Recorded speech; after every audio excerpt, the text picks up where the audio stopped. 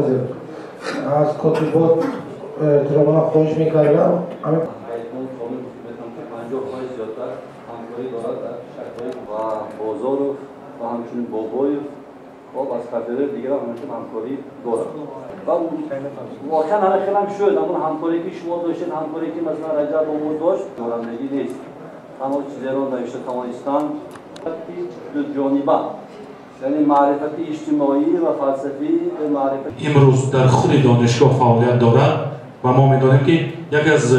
هفته‌نامه‌های سرخواننده‌تر و تیراژ بسیار هم بلند دارد. خوب میشد که همین هفته‌نامه از راهبر تا عادی‌ترین کارگزارش همش به اختیار دانشجوها باشد و این نفری باشد بگذار از خود معلمان باشد یا که از خود کافدرا باشد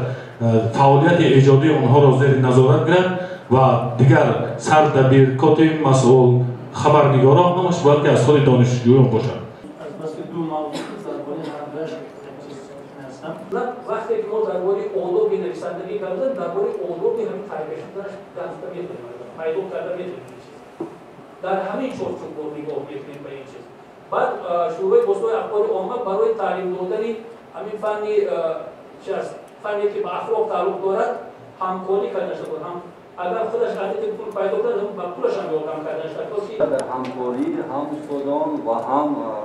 کارمندانی وسایل اخبار است و امروز هم چیز مانده است و مستقیم چیز ارتباط دارد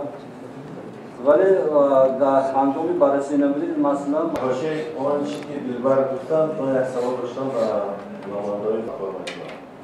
از استادان برای شکل دادم در مورد اونی که استادان همچنین با استادانی که در آنجا با تدریس مشغول هستند